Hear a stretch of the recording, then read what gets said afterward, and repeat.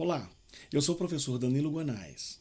Esse vídeo é o início de uma nova série onde nós falaremos sobre o terceiro campo da linguagem musical, a semântica, que aborda o significado que a música adquire para nós apreciadores.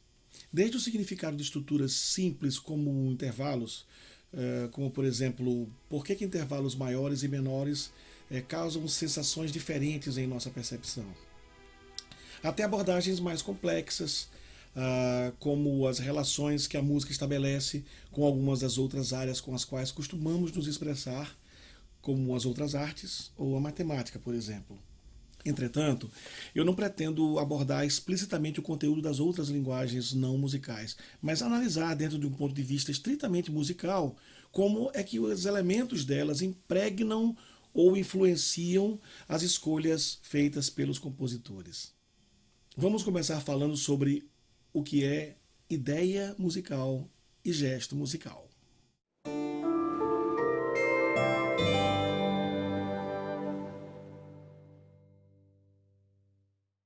Toda música começa com uma ideia.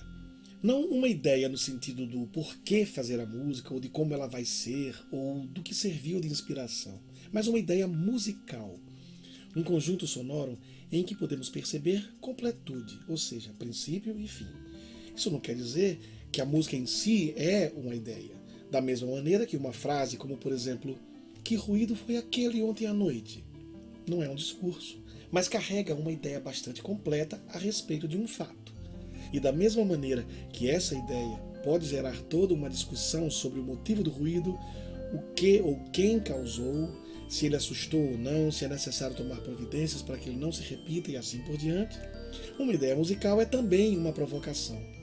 A ideia musical representa a projeção que se tem de algo que se conhece musicalmente e que faz sentido como parte de uma experiência sonora.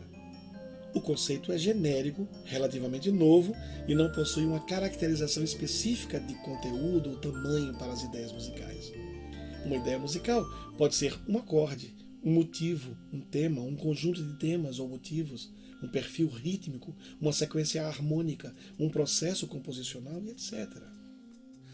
A grande vantagem de se definir um componente estrutural significativo do discurso musical como ideia é que, dessa maneira, tratar da estruturação do discurso musical não nos prende a conceitos controversos e fechados como inciso, frase e período, que são muito usados na análise musical tradicional, mas que nem sempre podem ser delimitados de maneira adequada e cuja teorização tende a um certo rigor em termos de definição.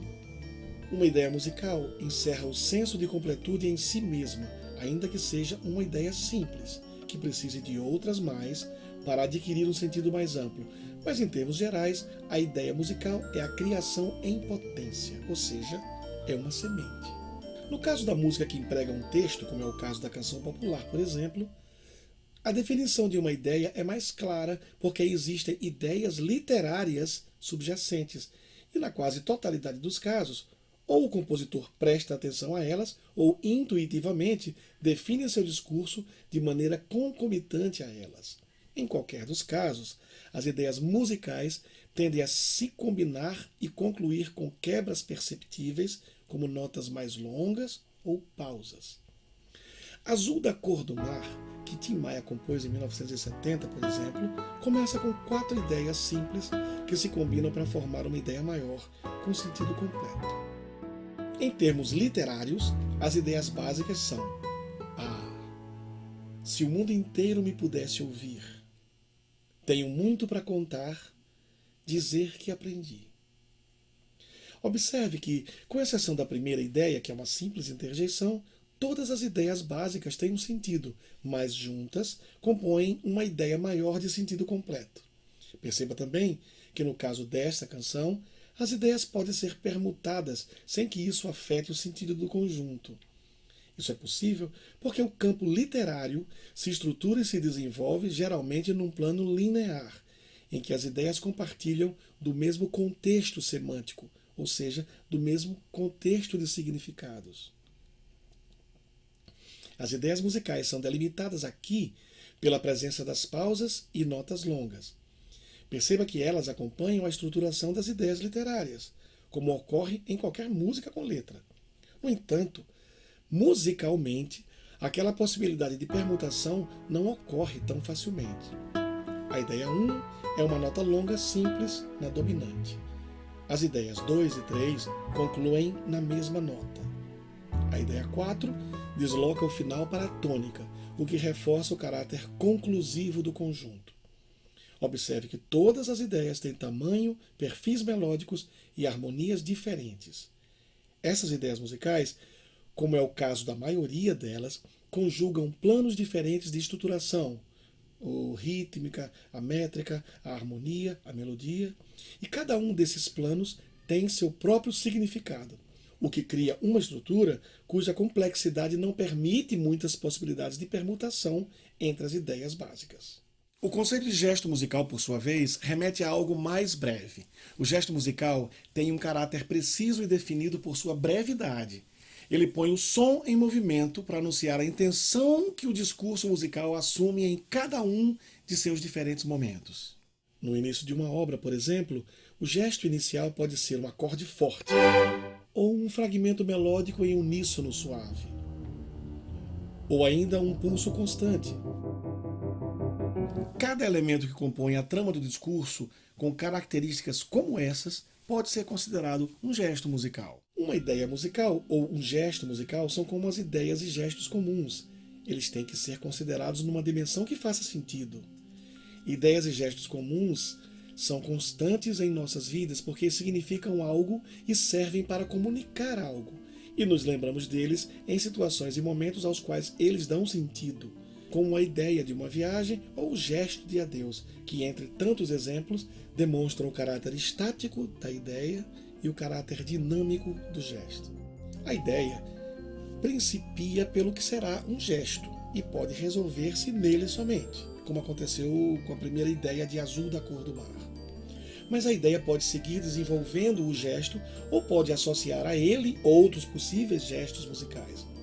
O motivo inicial da Quinta Sinfonia de Beethoven é um exemplo de ideia musical composta pela repetição de um gesto, que pode ser descrito como 3 repetições de uma nota e um intervalo descendente de terça em uníssono da orquestra e com intensidade forte. Todo esse primeiro movimento irá derivar desse material.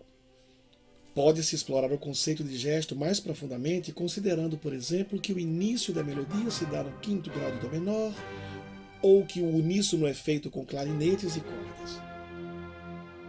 Esses detalhes representam as escolhas que Beethoven fez para iniciar a sua sinfonia, mas eles não são pertencentes a ele, podendo ser reconhecidos nos gestos de outros compositores também.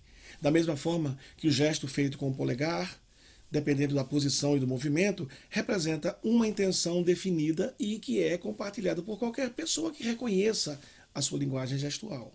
Ouçam o gesto inicial da primeira ideia de A Paz, que João Donato e Gilberto Gil compuseram em 1985. A paz. Agora ouçam o mesmo gesto, iniciando a Aquarela do Brasil, que Ari Barroso compôs em 1939. Brasil. Os dois gestos iniciais podem ser descritos por um deslocamento de segunda maior ascendente a partir da dominante, repousando numa nota mais longa e harmonizado com um acorde de primeiro grau, ou seja, um acorde de tônica, com notas acrescentadas. No caso, uma sexta foi acrescentada a ambos. O que diferencia basicamente os dois gestos é a tonalidade. Observe que as duas ideias propõem a permanência da harmonia, que só muda quando a ideia em ambas se projeta para um ponto forte do texto. A paz invadiu meu coração, Brasil, meu Brasil brasileiro.